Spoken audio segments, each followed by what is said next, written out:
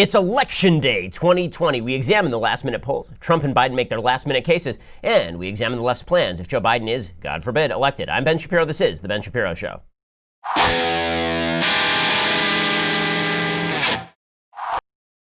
The Ben Shapiro Show is sponsored by ExpressVPN. Why haven't you gotten a VPN yet? Visit expressvpn.com/Ben. We will bring you all the latest news, the polling. In the end, all the polls mean nothing. The only true poll is Election Day. And here's my prediction. Pain! We'll get to that in just 1 second. First, what if there were a company that gave you amazing deals every day, could save you lots and lots of money?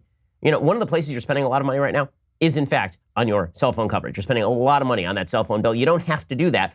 You should be getting the same cell phone coverage with Pure Talk. It's a veteran-run wireless company. Think AT&T, but much better. They understand what it means to serve Verizon, AT&T, T-Mobile. If you're with them, you're overpaying. Pure and simple. Pure Talk can easily save you over $400 a year.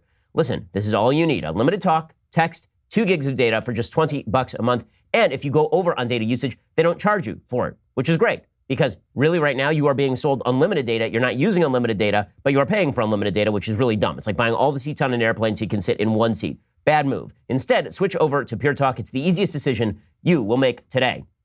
You can keep your phone and your number or get great deals on the latest iPhones and Android. Grab that mobile phone, dial pound 250, say Ben Shapiro. When you do, you save 50% off your first month of service. Dial pound 250, say keyword Ben Shapiro. Pure Talk is simply smarter wireless. Dial pound 250, say keyword Ben Shapiro. Okay, so on the day of the election, where do we stand?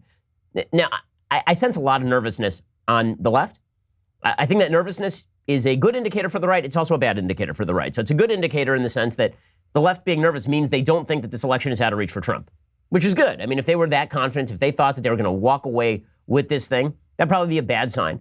But at the same time, the fact that they're nervous this time where they were not last time means that the left is going to get out and vote, which means if you're a conservative, here's your reminder, get out and vote and do it right now. Get out and vote. Take 3 of your friends, take 5 of your friends, take 10 of your friends. If you're in a swing state particularly, get out and vote. All of these swing states are in margin of error. All of them. Okay. What's weird is that nationally, this is not a close election. Right? In all the national polling, Biden is up anywhere from 7 to 10 points. On the state level, in the swing states, this is an extraordinarily close election. A very, very, very close election. Now, I'm going to read you the Real Clear Politics poll averages right now from the swing states. And I'm going to give you which key states to watch tonight because there are going to be some early indicators of where the election is going. Again, the scenarios basically at this point are Trump narrow victory, Biden narrow victory, Biden blowout. There's no scenario here with the Trump blowout. Trump could theoretically do really well in the Electoral College, as well as last time. He's not going to flip, in all likelihood, any of the states that Hillary Clinton won last time to the red column. Nevada, and, for example, Minnesota probably are out of reach for Trump, but he could hold on to most of the states he won last time and still win. All he needs to do is win all the states he won last time, and he can still lose Michigan and Wisconsin, and he can still win the election. That is his most likely path to victory. So let's talk for a second about where these state polls stand in the Real Clear Politics polling average. Florida, the Real Clear Politics polling average has Biden up 0.9%, which means it's even, right? That means it's even. Now, having moved down to Florida, I can tell you the enthusiasm for Trump in Florida is extraordinary. I mean, off the charts large. And enthusiasm from the Hispanic community in Florida is extremely large. There are a lot of Cuban expatriates, a lot of Venezuelan expatriates, which is becoming a larger and larger vote, a lot of Brazilian expatriates, a lot of whom sort of remember the bad old days of socialism in these various countries or left-wing rule in places like Brazil, and they think to themselves, yeah, I'm not so hot on that. It also turns out that one of the unfortunate facts about translation from English to Spanish, or fortunate in this case, for purposes of accuracy, is that the same word that Biden was using in his advertising to say that he was going to be progressive, that word, the word that is used in Spanish, and forgive me, my Spanish is not good, but this I know. The word in Spanish for progressive is the same as the word for socialist. So when Joe Biden was advertising about how progressive he was going to be, it was being translated into the Spanish ads as, oh, I'm Hugo Chavez, which is really not a great look. Okay, so I think that he's going to win Florida, but Florida is extremely, extremely competitive. I went to vote in Florida last week. There was a big line. It was the middle of the day on a Monday, and there was a fairly long line. Had to wait 35, 40 minutes to vote where I was voting. Okay, other battleground states. North Carolina, Trump is up 0.2%. Everyone's dead even. Now, here's one thing that is true. Nationally, and particularly in these swing states, it looks like Trump has a lot of momentum. In virtually all of the swing states, Trump has closed the gap. So there was a wide gap in Florida for Biden. As of very recently, there's a wide gap for Biden in North Carolina as of recently. There's a much wider gap for Biden in Pennsylvania as of recently. Right now, Biden and Trump are within margin of error in Pennsylvania, according to that Real Clear Politics polling average. Here are the last 5 polls in Pennsylvania. Hey, Insider Advantage had Trump up 2 in Pennsylvania. NBC News Marist had Biden up 5 in Pennsylvania. Trafalgar had Trump up 2, right? Trafalgar is skewing very heavily pro-Trump. They were the ones who called it last time, and they're using a basic sort of different voter weighting model, trying to tease out the shy Trump voter.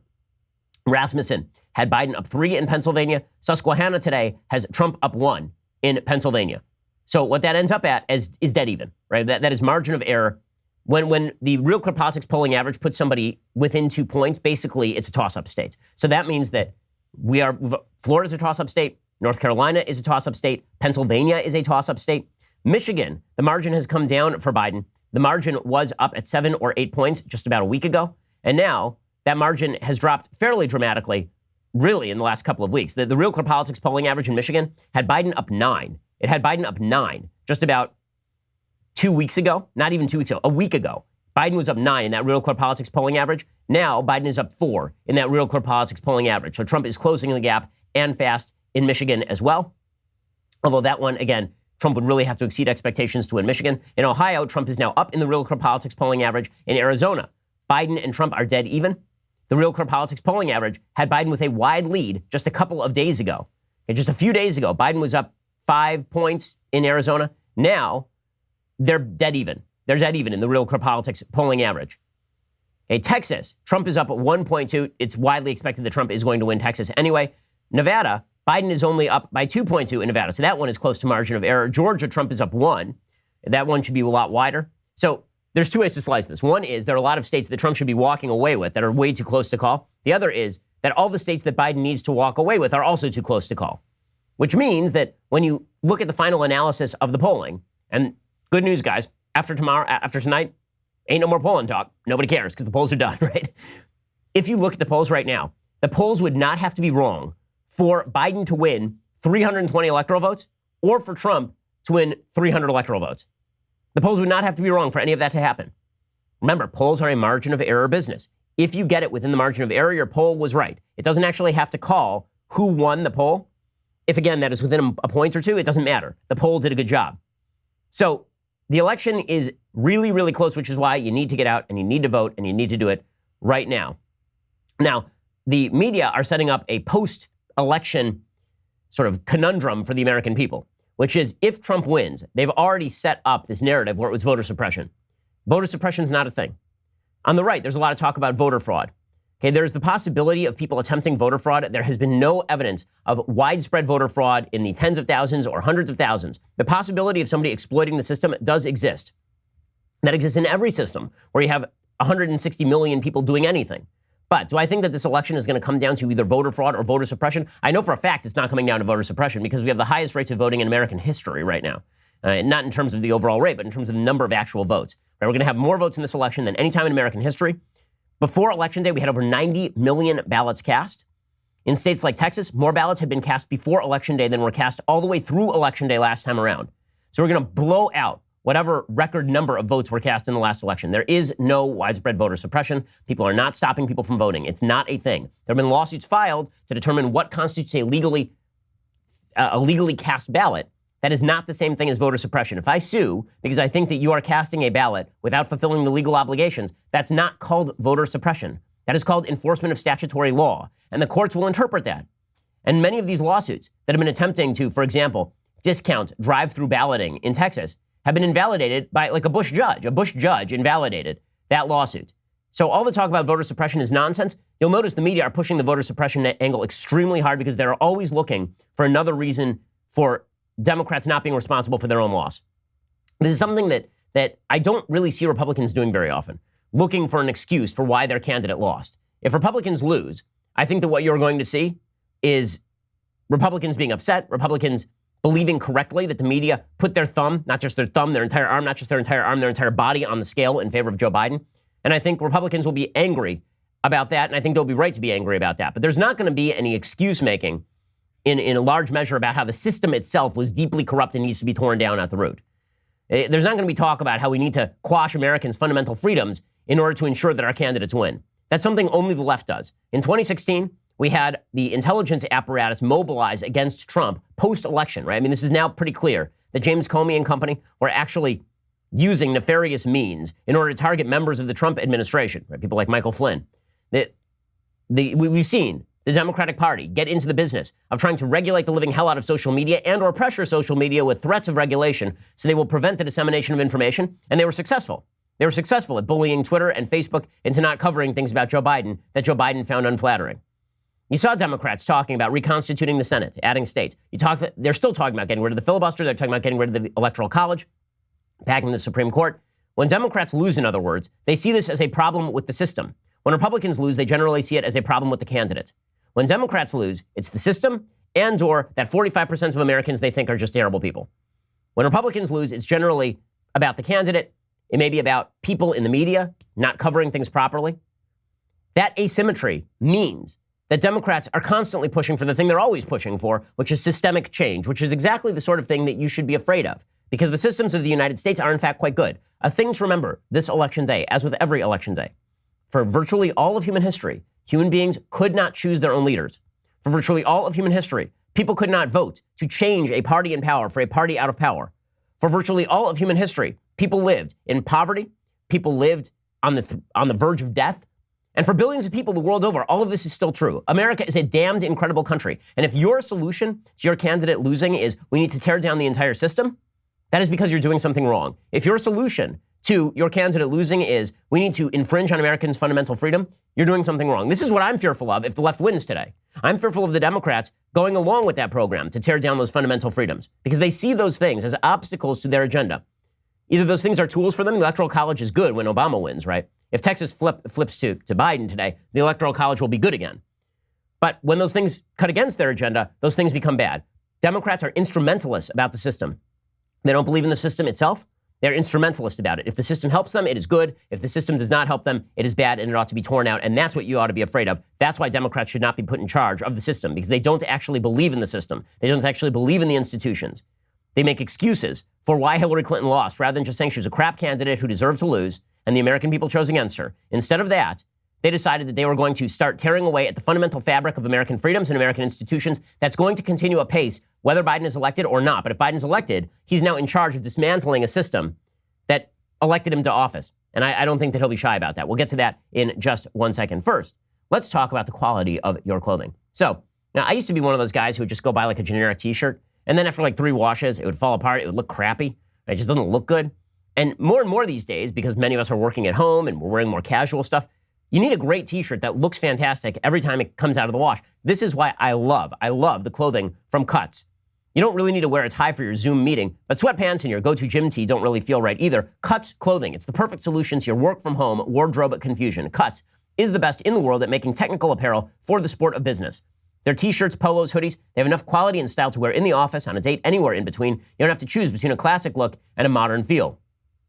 After 4 years of development, Cuts has finally released their new polos and hoodies. The new Pike Up Polo was designed in Los Angeles with Cuts' custom-engineered Pike Up Pro fabric that keeps you fitted for the daily work grind, a happy hour escape, everything in between. Cuts' new hoodies. They're made with their custom Hyperloop French terry fabric. They were designed with comfort in mind and lasting structure for the long haul. I basically only wear Cuts t-shirts at this point because they are so good. Cuts is loved by your favorite athletes, entrepreneurs, even magnificent humans like me. It seems like everyone is wearing Cuts these days. Get 15% off your first order by going cutsclothing.com/Shapiro. Again, that's cutsclothing.com/Shapiro for 15% off the only shirt worth wearing. Go check them out right now, cutsclothing.com/Shapiro. Okay, so a lot of people are paying attention to the national polling tonight. That's pretty much worthless. There are a couple reasons why it's pretty much worthless. If Trump comes within 4 points in the national polling, he has a shot at winning. If he loses by 8, it's going to be a foregone conclusion at that point that he will lose. If he is down 8 points in the popular vote, he's going to lose. Now, it's also true that if there is a shy Trump effect, I was talking about this with one of our fellow Daily Wire talents, Cassie Dillon. She was pointing out that if there is a shy Trump effect, people who are voting Trump but not telling pollsters they're going to vote Trump, that's actually most likely to show up in national polling, not state-level polling. I tend to agree with this. The reason being, if you live in California, you live in New York, no way a pollster calls you up and asks you about who you're voting for. You're like, absolutely Trump. Because the social consequences of voting for Trump in a place like California or New York or Massachusetts or Illinois, right, in very heavily populated Democratic states, the shy Trump vote could really be a thing. So you could see a heavy overestimate of Biden's margin of victory in the popular vote based on that shy Trump effect, particularly in major cities and blue areas around the country. But as 537 says, or 538 rather, Nate Silver's organization, if Donald Trump comes within 4 points of Joe Biden, if he's 3 points down to Joe Biden in the national vote, he'll win. Basically, there's a 57% shot that if he is within 3 points in the national popular vote, then Donald Trump wins. So Trump does not need to close the gap the entire way. He does not need to win the popular vote. Now, with that said, obviously the national polling is bad for Trump. According to Yahoo, on the eve of what threatens to be the most contentious and potentially confusing election day in modern memory, Democratic presidential nominee Joe Biden retains a double-digit lead over President Trump in that final Yahoo News YouGov poll of the 2020 campaign. It's a 10-point margin that's more than 3 times as large as Hillary Clinton's final polling advantage in 2016. Yet most voters, 51%, expect Trump to refuse to concede if he loses. More than 3/4, 77%, worry that violence will break out in the coming days. Okay, this has all been prepped by the media. Okay, when I talk about the media being a target that people should focus in on, the media's behavior over the last 4 years has fundamentally foreclosed the possibility that you should trust them ever again. Seriously, there needs to be an alternative media source you look to. I'm not saying never turn on CNN again, although that'd be fine. I'm saying that if you're going to watch CNN, you absolutely need to watch another source. You cannot take it for granted that these objective news sources, so-called objective news sources, are providing you objective news. They absolutely are not. The narrative that Trump is going to refuse to concede if he loses the election, like loses it clearly, not that it gets litigated in Pennsylvania and then he refuses to concede, but that he loses Georgia, he loses Texas, and then he's sitting there being like, I'm never giving up. Like, that's not going to happen. Okay, and that's a media-created narrative. Trump should just say, if I lose clearly, of course I'm out, but I'm going to have to make sure that all the legally cast ballots that are cast are counted, and then if I lose, of course I leave, right? I mean, that's obvious, that is true. Mike Pence has said it, and other members of the cabinet have said it. As far as the worry that violence is going to break out in the coming days, who do you think is responsible for that violence? Right? Here is why people are worried about violence. Seriously, the reason people are worried about violence is because the Democrats and the media have crafted a narrative. The narrative is perfectly obvious. Okay, that narrative is that if Donald Trump wins, it must be some form of voter suppression. It must be some form of corruption. The system is fundamentally broken. He's going to be a dictator for life, and therefore you should be out in the streets. The media have been promoting this. The idea that it's right-wingers who are promoting violence in the streets, it is not right. It is not right. Honest to God, if Donald Trump loses, I do not think you're going to see right-wing violence in the street. I'll eat my words if that turns out not to be true, but I do not see the evidence that right-wingers are going to go out in the street and start burning down stores and breaking into CVS if Donald Trump loses tonight. It's only the left that's been doing that. And the overt attempt by the media to twist street violence into a Republican phenomenon is completely insane. And also, it's amazing how gullible the American people are about this. There's a poll that came out in the middle of the rioting in Kenosha showing that a plurality of Americans were more worried about white supremacists rioting in America's major cities than Black Lives Matter, which is totally crazy. Okay, because you could believe the media or you could believe your own eyes. But the problem is, when the media are your eyes, there's no way for you to believe otherwise. Okay, we're going to get to more of this, more of the preparations for violence, for what's coming after, in just 1 second. First, let us talk about how hard it is to find excellent employees. So I am back in Los Angeles today for our election night broadcast. And, it reminded me that I have a lot of great employees here in Los Angeles. It also reminded me that I have some not so great employees. I mean, just to be perfectly frank about this. I mean, some of them, actually, I brought with me from Florida, but some of them, they could say, I'm not going to name any names. I'm not going to say that, Pablo could have been quicker with the coffee or that Nika could have been faster on the hair or anything. I'm not just going to name names. I'm not going to say that, folks like Cassie, they could be a little bit less, obtrusive about their Instagram talk. All I'm going to say is that there's a lot of room at this company and all other companies for upgrading your employment staff. And this is why you should check out ZipRecruiter. Right now, ZipRecruiter can be tried for free at ZipRecruiter.com/dailywire. When you post a job on ZipRecruiter, it gets sent out to over 100 job sites with just one click. Then, ZipRecruiter's powerful matching technology finds people with the right skills and experience for your job, and it actively invites them to apply, so you get qualified candidates fast. It's no wonder 4 out of 5 employers who post on ZipRecruiter get a quality candidate within the very first day. Right now, you can try ZipRecruiter for free at ZipRecruiter.com/dailywire. That is ZipRecruiter.com/DAILYWIRE. Try it again for free. ZipRecruiter.com/dailywire. ZipRecruiter is indeed the smartest way to hire. And I would just be remiss if I did not mention that Nick fell within my eye line today. So he will also be mentioned in the ZipRecruiter ad, just as a slap at Nick, because it had to be done. Okay, so as we move toward the election, you can see this narrative being set up. Right? The narrative is that if the election goes the wrong way, Democrats will tear down the system. Also, if the election goes the right way, Democrats will tear down the system. So it seems as though almost it doesn't matter how the election goes. Democrats and media and the left would like to tear down the system. That's exciting stuff. Twitter was pushing today a piece from Yahoo News Australia in their Twitter trends. I'm sure that there were just so many people who were aiming their clickers over to, they were aiming their mouse over to the Yahoo News Australia site. That Twitter just had to feature it. They just had to feature the piece because so many people visit Yahoo News Australia. The piece is called The Controversial U.S. Electoral College Explained. Oh, it's controversial now, is it? So this left-wing talking point that the Electoral College, the system by which we devise our presidents and have done so for more than 2 centuries, that is controversial. That's now just being promoted by Twitter willy-nilly. Josh Shapiro, no relation, thank God, who is the Attorney General of the state of Pennsylvania, he tweeted out, if the votes are added up in Pennsylvania, Trump is going to lose. That's why he's working overtime to subtract as many votes as possible from this process. For the record, he's 0-6 against us in court. We've protected voting rights. Now, ignore the noise. Vote. Okay, so just going to point out here that that is paving the way for violence. It is. If all the votes are added up in PA, Trump will lose. That's the Attorney General of the state of Pennsylvania charged with enforcing the law in the state of Pennsylvania, saying that if his candidate doesn't win, if Joe Biden does not win, it's because somebody cheated. That's dangerous stuff. What's amazing is that the media refuse to acknowledge that it's dangerous stuff when it comes from the left. They just keep talking about voter suppression and Trump talking about voter fraud and all this kind of stuff. When your entire mainstream media is telling you the election is not legit if Trump wins, what do you think is going to be the predictable result, especially in a country where the vast majority of political violence that we have seen over the course of the last 6 months has been left-wing political violence in the streets? Why do you think these businesses are boarding up? Our business out here in LA is boarded up today. Why do you think that is? You think we're boarding up because we think that the Trump caravan folks are going to come beat down our doors if Trump were to lose? According to Axios, America's cities are bracing for violence as soon as tomorrow.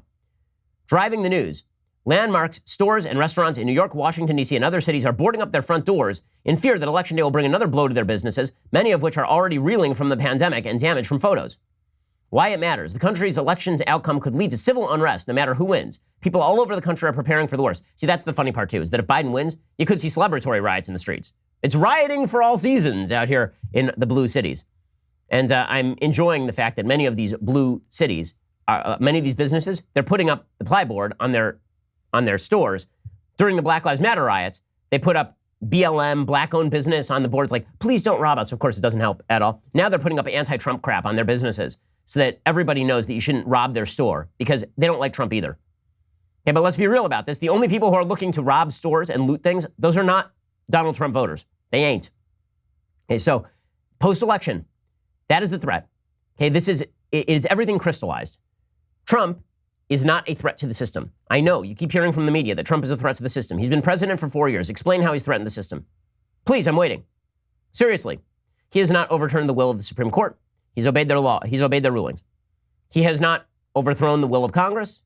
He has not used executive orders in nearly as expansive ways as his predecessor, Barack Obama, did. He has not threatened the press. Nobody's in jail because of Trump. Hey, Barack Obama actually put journalists in jail. Donald Trump has not done that. Donald Trump has started no new foreign wars. Donald Trump has been a far less obtrusive governmental presence in your life than anybody from the Democratic Party was or will be in the aftermath of the election. Because just recognize that after the election, all of the incentives for Democrats are to crack down hard, particularly with regard to COVID. I already made my prediction on COVID yesterday. I think what will happen is that we will hit the top of the curve in December in terms of number of infections, late November, December, this is what the scientists are suggesting. And then by the time of the inauguration, it will already be on the wane. And if Joe Biden is made president, it won't matter. He'll still do national lockdowns. He'll still do masking. And then he'll claim credit after the curve has already started to come down the other side. And then the media will go right along with it, which is exactly what they did with Andrew Cuomo. Right? Andrew Cuomo only started implementing all of the masking measures after the curve had already hit the peak. And then they credited him as though he had fixed everything, which was absurd on its face. In just a second, we'll get to the final campaign points being made by all of the various sides. And again, politics very often comes down to the stupidest iterations of what are actually very profound ideas. So we will see that in action as both parties rally to the end. Trump has been visiting Pennsylvania a lot. Biden is in Pennsylvania. He's been deploying Barack Obama to Florida. Those are, I think, the two key states tonight, by the way. If you really had to ballpark it, you have to say that Pennsylvania and Florida are the two key states. If Trump wins Florida, he still has to win Pennsylvania. If Biden wins Florida, the election's over. That's going to be your first indicator. So if you're watching our coverage tonight, which you should at dailywire.com, because we're doing it all night long. We have surprises, special guests, and amazing announcements, like really, truly incredible announcements for what we're going to be doing in the next year. Is pretty great. Heading over to Daily Wire tonight. But Florida is going to be the first indicator as to how things are going to go tonight. Okay, we're going to get to more of this in just 1 second. First, let us talk about the fact that if you've ever owned a car, or not least owned a car, and you've gotten your car in a bit of a scrape, car repairs can cost you an absolute damn fortune. Right? I remember I had a baby blue. When I got married, I had a baby blue 2006 Ford Mustang GT convertible. My wife hated it because it really messed up her hair. When we were dating, she hated it. Now I have, of course, the dad car. I have a Honda Odyssey. And love it. Not the same. But in any case, my wife made the unfortunate mistake of driving that Ford Mustang GT up onto a planter outside of our house, like an actual planter in our front yard. So the car was up off the ground. And I, like an idiot, I was like, I will get it down. So I put it in reverse and promptly pulled it down off the planter, shaking the transmission loose from the car. That cost a damned fortune. I wish at that point I had had CarShield, because CarShield allows you not to worry about these sorts of things. CarShield offers a wide range of protection plans that can save you thousands for a covered repair. That means that check engine light is a lot less scary when it comes on. You have the freedom to choose your favorite mechanic or dealership to do the work. CarShield gets the rest taken care of. Even if your car breaks down while you're traveling, the choice of a repair shop is still up to you. On top of that, no long-term contracts or commitments. Payments are flexible. CarShield plans are customizable to your exact needs. CarShield has helped over 1 million drivers. That's why they're America's #1 auto protection company. I used to dread car repairs. Now I no longer have to. CarShield saves me. Go to carshield.com/Ben. Use code Ben to save at 10%. That's carshield.com/Ben. Use code Ben. A deductible may apply. Okay, so everybody campaigning to the end. President Trump has been in Michigan. He has been in Pennsylvania. He's all over the place. He has deployed members of his family, members of his cabinet to places like Arizona. Trump's closing pitch is what his pitch should have been all along, which is he has helped the economy. He has kept the country open. We are, in fact, in the midst of a historically good economic recovery from a historic low because of the COVID shutdowns that were necessary at the beginning when we didn't know what we were doing, but now are counterproductive and unnecessary. Here was President Trump talking about how under him, the economy grew at the fastest rate ever. Under my leadership, our economy is now growing at the fastest rate ever recorded in the history of our country. 33.1%. 33.1%. We created a record 11.4 million jobs in the last 5 months.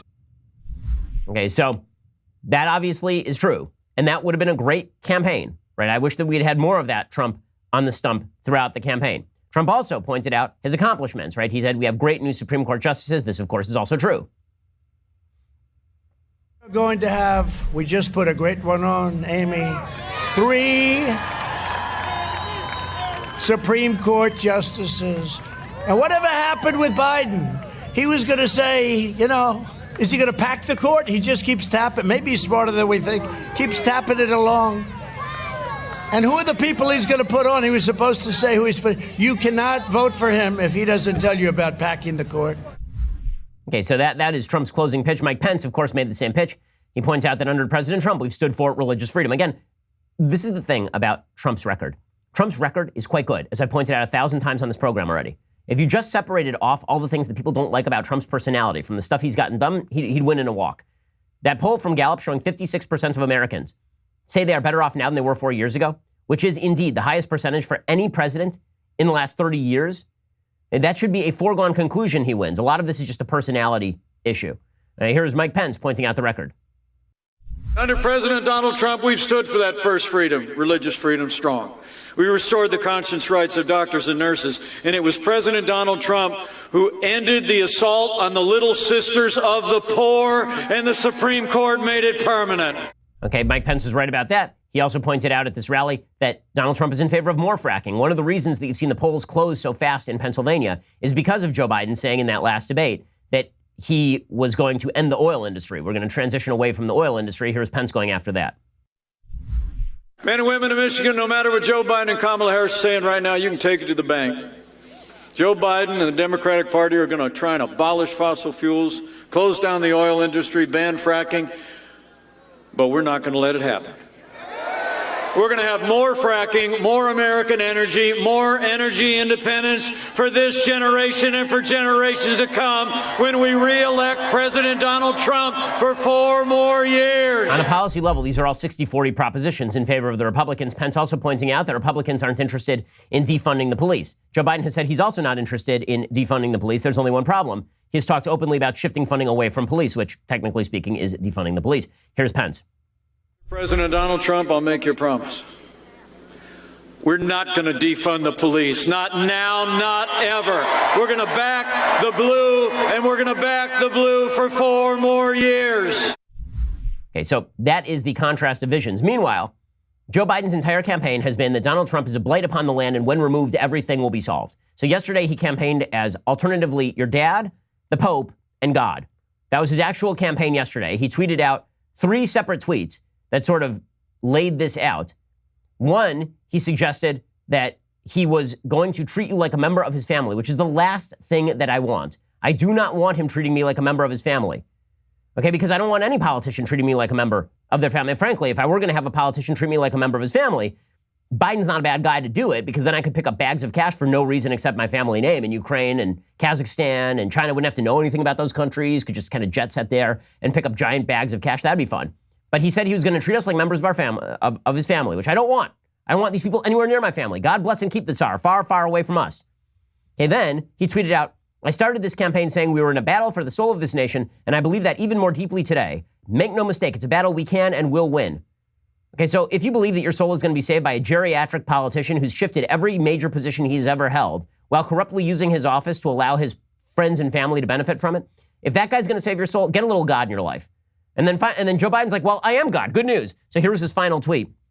I'm not going to shut down the country. I'm not going to shut down the economy. I'm going to shut down the virus. Yeah, bullcrap. Okay, this is wish casting for morons. If you're such a dupe that you think that this guy's going to save you, your life is on the line and Joe Biden's going to save you, Donald Trump is a threat to your life, he's going to come to your house deep at night, and he's going to take those orange hands and wrap them around your throat. Like, you're an idiot and I don't know what to tell you. Okay, but the entire Biden campaign is specifically and only about what a bad person Donald Trump is. Because on policy, they don't got a lot. On policy, nobody likes their policies. Right, so here's Biden's closing campaign again was Donald Trump is a very bad man who's bad and orange and mean and bad and also bad and stupid. He knew in January how dangerous it was and how many people could die. And he said nothing. He didn't say a thing to you, me, or anybody else. He kept it secret. He hid it from the American people. He knew it was worse than the flu. He lied to the American people. He knew it wasn't going to disappear. He kept telling us a miracle was coming. Or maybe we should inject bleach into our veins. I mean, whatever. God, anyway. Okay, so he didn't say that you should inject bleach into your veins. He said very silly things during that press conference about getting sunlight into your body or something. It was more about injecting sunlight, frankly. But none of that should be, like, honestly, how about this? How about instead of focusing in on the dumb things that Trump says over the course of his presidency, you focus in on the things that he has done as president of the United States. It is also a lie, by the way, that Trump knew how bad COVID was. Even Bob Woodward doesn't really allege that Donald Trump, quote unquote, knew how bad COVID was. Nobody did. Anthony Fauci in February was suggesting everybody go about their business. But according to Joe Biden, in January, Donald Trump knew this was going to kill hundreds of thousands of people and did nothing, which is just crap. Okay, the reason that Joe Biden has to focus in on Trump's personality is, again, the policies of Trump have been successful. And two, if you spend more than 5 minutes watching Joe Biden, you know 2 things. One, this guy is no transformational savior of the United States. And 2, this guy ain't going to be in office long. Here's just a little bit of Joe Biden over the last 24 hours, stumbling over his words. Because, again, you can be, maybe he'll be, maybe if he's elected, he will be competent through the first 4 years of his administration. I tend to doubt it. And I don't think that is a rip on everybody who's above a certain age. I think it's a rip on this guy. I've been watching this guy for a decade, right? I've been watching him since 2008 and before, because he was a senator before that. The market decline in Joe Biden, it's very obvious, which means that Kamala Harris is going to be president. Here was Joe Biden yesterday, stumbling and bumbling just throughout the day. No other nation can match us. We lead by the example of our power, not just by the power, but by the power of our example. My son, Beau, volunteered. He had to give up the seat of Attorney General and volunteered to go to Iraq for a year. He won the Bronze Star, the Conspicuous Service Medal. I'll be the first president who didn't have an Ivy League degree in a long time. Well, let me tell you something. Somehow that's kind of mean I didn't belong. Okay, I'm sorry. I'm sorry. Like that is not a person who is going to be serving as president of the United States in 8 years. I doubt he'll be serving as president of the United States in 4. Instead, you're going to get this. Here's Kamala Harris talking yesterday about getting rid of Trump's tax bill. which, by the way, if you actually got rid of Trump's entire tax bill, it would raise taxes on 80% of Americans. Joe understands that when they pass that tax bill benefiting the top 1% and the biggest corporations of America, causing us to deal with a $2 trillion deficit, that wasn't about working people. And if we get done what we need to get done, Pennsylvania, in the next 24 hours, Joe and I are about to get rid of that tax bill. All of the tax bill you're going to get rid of. You mean even the parts that cut taxes for everybody. That person is who you're actually going to end up with as president.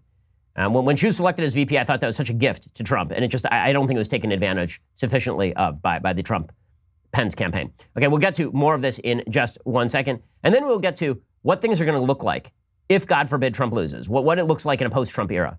Because you can see where this is going. You can see where this is going. The threat is to the institutions, and the threat is from the left. We'll get to that in 1 second. First, let us talk about something you can do that's great for your family. So I've been encouraging today, people, go out and vote, and then spend some time with your family, because it's much more important to spend time with your family than it is to vote. It just is. Just in terms of your life, it is much more important. One great way that you can bring families together rather than tearing them apart through politics is through a service called Legacy Box. It's a super simple mail-in service to have all your videotapes, camcorder tapes, film reels, pictures digitally preserved on a thumb drive, DVD, or the cloud. Are your family's memories trapped on an old camcorder tape or a film reel? Do you even have a VHS player anymore? The answer, of course, is not. You do not have a VCR. So what you need to do is translate all of those memories, and you need to put them in a digital format that you can use and that you can access. Legacy Box is doing this for my parents. It's just fantastic. I cannot wait to see the results when we get all those film reels back of my grandparents, and we can finally look at those for the first time in 30 years. Legacy Box is a way for you to easily and affordably digitally preserve your past. The process from start to finish is incredibly simple. You pack and you send. Their team digitizes everything by hand, and then you enjoy. Legacy Box is the world's largest digitizer of home movies and photos. They've helped over 850,000 families digitally preserve their past. Get started future-proofing your memories today so you can gather the family, begin that trip down memory lane. Head on over to legacybox.com/Shapiro to get an incredible 40% off your first order. Buy today. Take advantage of this exclusive offer. Send in when you are ready. Go to legacybox.com/Shapiro. Save 40% while supplies last. That is legacybox.com/Shapiro. And when you use that /Shapiro, you save 40% while supplies last. Alrighty, more coming up in 1 second. First, as you may have noticed, it's election day. Okay, it is urgent that you go down and vote. Okay, and then once you voted, you need to stick with us all day long. We have programming all day long. And this is an urgent election. What we are watching right now, as I'm going to discuss more in a moment, is a threat to our institutions, our fundamental freedoms. Okay, the fact is that for the Democratic Party, freedoms, fundamental American philosophy, these are all obstacles to utopian vision of leveling that they see. And Kamala Harris put out a video yesterday in which she explicitly said that equality of outcome is the goal, and that anything that stands in the way of equality of outcome is in fact inequity. Okay, that's just outright soft Marxism. That's just all it is. And Democrats are willing to make your rights secondary to all of their goals. They had a choice to make. They could have stood with American rights, and it would have made their program for utopia a little bit harder to achieve. Or they could have gone all the way with the hard woke left, and they went all the way with the hard woke left. That's what's at stake in this election, the direction of the country. So you need to go vote, and then you need to tune in to dailywire.com, and you need to make sure that you watch our programming all day long. Right now, 25% off all memberships with code ELECTION. It's our special Election Day deal. Our election coverage starts at 3 p.m. Eastern, 12 p.m. Pacific time. It's going to go all day, all the way until we either have a winner or we don't have a winner. We're going to go until as late as we can possibly stand it. It's going to be like 11 hours, 12 hours. I mean, like all day long. Also, we have lots of surprises for you coming up on tonight's broadcast. So it starts at like 3 p.m. Eastern, 12 p.m. Pacific. And then we do basically backstage all night to cover everything. We have election cutaways to experts in the other room who are covering the map. It's going to be great. Okay, it's going to be just fantastic, and you're going to want to stick with us the entire time. It'll be entertaining. Hopefully, there will be more laughter than tears. You're going to watch all day, and again, 25% off with code ELECTION. While you're at it, you need to pick up a copy of my book, How to Destroy America in 3 Easy Steps. Okay, that book is not just relevant for the election. It is relevant way beyond the election. Now, there's a lot of education that needs to be done, particularly of America's young people. If you've got a kid who's in high school, if you are a kid in high school, if you're a young person in college, people ask me all the time, what's the best book to read that will give me like a brief overview of American philosophy and American history? This is that book. And it's about why there are so many people who want to tear away that history, tear away that philosophy, tear away key parts of American culture. Go check out my book, How to Destroy America in 3 Easy Steps right now. It is a valuable read. I'm very proud of it, and I think it's going to impact a lot of people. It already has. Hundreds of thousands of people have bought it. So go check it out right now. You can pick it up at Amazon or barnesandnoble.com. You're listening to the largest, fastest growing conservative podcast and radio show in the nation.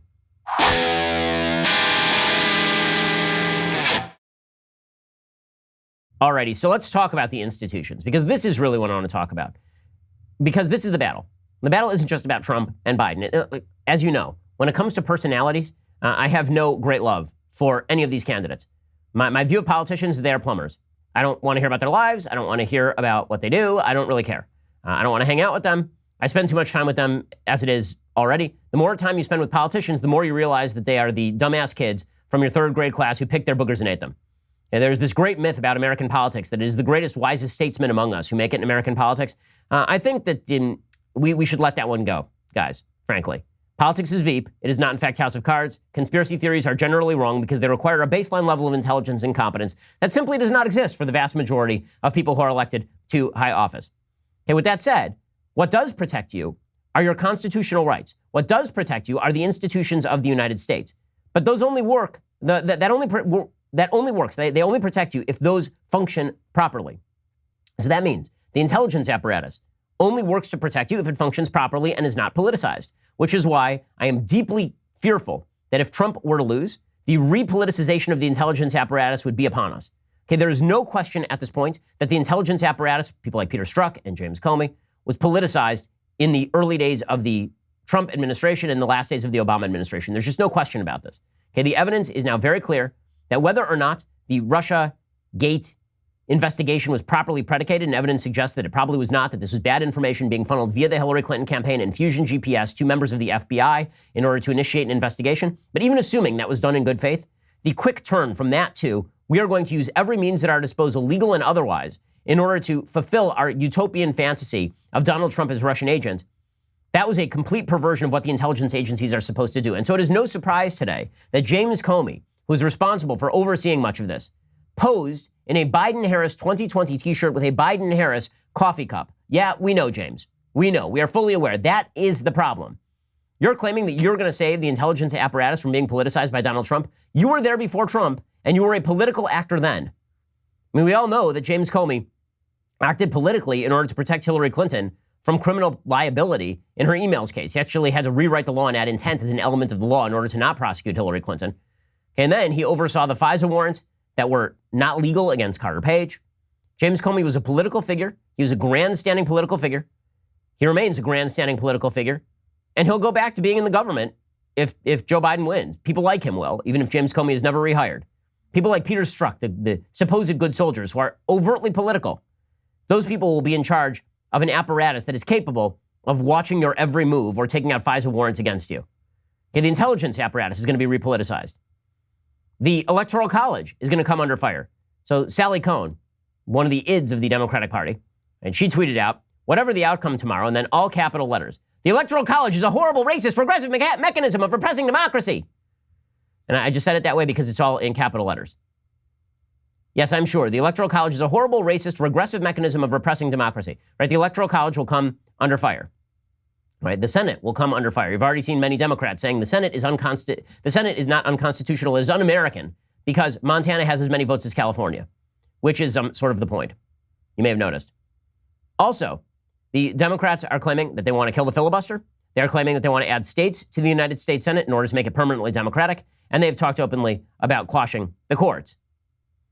There's no question that the Democratic Party is going to push radically to the left. I mean, Bernie Sanders is saying this openly. He says if Joe Biden wins, then Biden and Bernie and Ayanna Pressley and the Squad and Ilhan Omar and Alexandra Ocasio-Cortez, the Honorable Alexandra Ocasio-Cortez, not AOC, we can't say that anymore. The Honorable Congresswoman Alexandra Ocasio-Cortez, D-Twitch, Representative Rashida Tlaib, Bernie Sanders, these are the people pushing Biden to the left, and he's going to go along with it because this dude is not a bulwark in favor of moderation. So our first task, we made it clear to everybody, it's no great secret. Our first task, we got to defeat the worst president in the modern history of this country. And number two, we organize our people to make sure that Biden becomes the most progressive president since FDR. The assault on our institutions is going to be overwhelming. It's going to be an assault on our freedoms because those institutions protect our freedoms. There will be assaults on freedom of speech. There will be a push from the left over the coming years for hate speech regulation, for an attempt to stop people from speaking freely. There will be a push on the left against religious freedom, for the idea that if you're a religious person in America, you cannot operate your business as you see fit because they have social priorities that take priority, that take first place. They'll come after guns because they've said they're coming after guns. Joe Biden has said they're coming after guns. He said he'd put Beto O'Rourke in charge of coming after your guns. Okay, they are coming after all of the institutions, fundamental freedoms. Not just that, they are perverting and will continue to pervert the media. So one of the most hilarious things is that the media really believe that their mission extends only as far as the nearest Republican. They believe that the Republicans are worthy of covering in great detail. And I've said for a long time, I don't mind that the media are hypercritical of Trump. What I mind is that the media are hyper obsequious to Democrats. And when it comes to Democrats, they carry around a drool cup. And when it comes to Trump, they carry around a bat. Okay, you don't get to do that and then pretend you're objective. That's nonsense.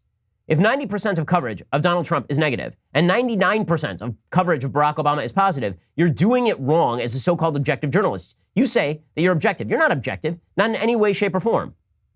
And the self-described heroism of these folks is astonishing. I mean, they believe that they are heroes. The democracy dies in darkness crowd. I'm not putting aside, the opinion leaders, the people, the self-congratulatory opinion leaders over at the Lincoln Project, people like Max Boot. So Max Boot, I just have to put this tweet up because it's so absurd on its face. He tweeted out, "Win or lose, never Trumpers can hold their heads high. We made our best case, wrote our most cogent columns, produced our most convincing commercials. I know that I left it all out on the field. We all did. The rest is up to voters." It's like Kevin from The Office. I am a hero. That's all these folks are people who sit around in their coffee clutches and talk about what heroes they are for standing up to Trump. But the problem is not Max Boot, because who cares about Max Boot? Or, I mean, Captain Fedora over there. And by the way, some of his books on military warfare are actually pretty good. It's sad what happened to Max Boot. But putting aside Max Boot, talking about the so-called objective media, they're basically acknowledging where they're going post-Trump. And the answer is it's getting uglier. It's getting worse. Okay, it's not going to get better. If you believe that the media are going to get better at this after the election, you are sadly mistaken. We're going to go right back to the era of Barack Obama when the only scandal was a tan suit. And if you ask Barack Obama a hard question, it was because you were a racist. Jay Rosen, who teaches journalism at NYU, he tweeted out today, I don't mind admitting that I am mentally and spiritually exhausted, nerves fried, patience worn, smile fake, soul damaged, insights depleted, and I'm feeling like all the words have been said. My wrist aches from doom scrolling. His wrist may ache from something else, I'm guessing. My shock meter's busted. My mind won't reel. And that is Captain Journalism over at NYU. Meanwhile, Ben Smith has a piece over at the New York Times talking about what happens in the media if Joe Biden were to win. And the answer is they go right back to being the partisan hacks that they were before. They are partisan hacks. They're not objective journalists. He says, many leaders in news and media have been holding their breaths for the election and planning everything from retirements to significant shifts in strategy for the months to come, whoever wins. President Trump, after all, succeeded in making the old media great again, in part through his obsession with it. His riveting show allowed much of the television news business in particular to put off reckoning with the technological shifts that have changed all of our lives, but now change is in the air across a newscape that has revolved around the president. Oh, weird. So when Trump is president, then the news revolves around the president. But when Barack Obama or Joe Biden or any other Democrat is president, then the media cover everything else. Everything else. They're going to change how they cover things. So many in the media have decided that they're retiring. Their job here is done, guys. Their job here is done. And newsrooms are now declaring that they're going to move openly in the direction of the left-wing agenda. According to Ben Smith, he says, many people are stepping down. The executive editor of the LA Times, Norm Pearlstein, is looking to recruit a successor by the end of the year. Martin Barron, the executive editor of the Washington Post, just bought a house out of town. 2 Posties said they expected him to depart next year. The Post spokeswoman, Christine Karate, said he hadn't given notice yet, but the executive editor of the New York Times is on track to retire in 2022. Meanwhile, Jeff Zucker of CNN has signaled he's frustrated with Warner Media, and there's speculation that he may leave.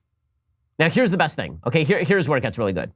So Pearlstein, who again is the executive editor of the New York Times, he says, the new metrics for success in media, you ready? The new metrics for success in media might be different as well. Issues such as inclusiveness, such as being anti-racist. So that's the media openly telling you where they're going. They're an open propaganda wing of the radical part of the Democratic Party, the most radical part of the Democratic Party. Anti-racism is code for Ibram X. Kendi, Robin DiAngelo bullcrap. That's what it is code for. It is code for you are a racist if you oppose the socialistic agenda of Ibram Kendi and Robin DiAngelo, the fascist socialist agenda of those people. If you oppose that, you're not anti-racist, and that means you're bad. And so the way that we're going to gauge media coverage and its success is how anti-racism it is. Also, he says that we're going to allow all of the staff journalists who have unionized to run the shop in media.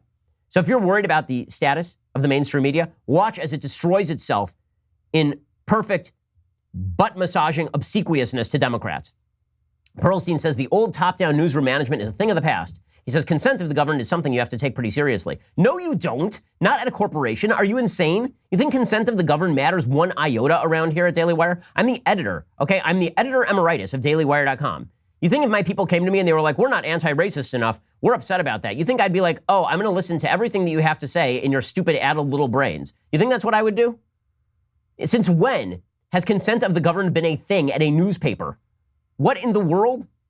Wesley Lowery, a CBS News correspondent who's been a voice for more diverse and politically engaged journalism, said he'd already seen signs of change. He said these big institutions very rarely come out and announce some big sweeping change. They say we're not changing, and they change. Even people who made a big deal about how the rebels were wrong are now conceding to the things we all wanted. Wesley Lowery, by the way, a CBS News correspondent, is a person who says that all journalism should be openly partisan.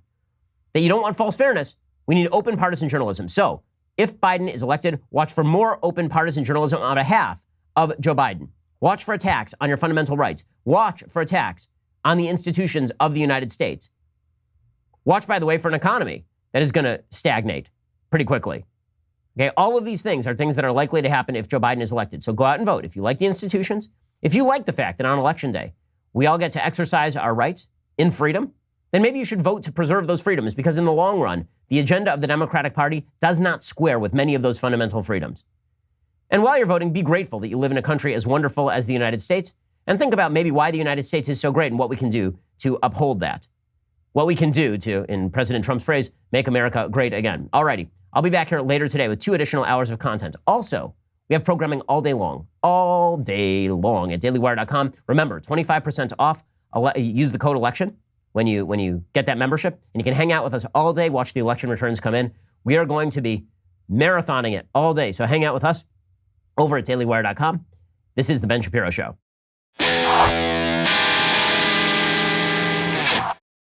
The Ben Shapiro Show is produced by Colton Haas. Executive producer Jeremy Boring.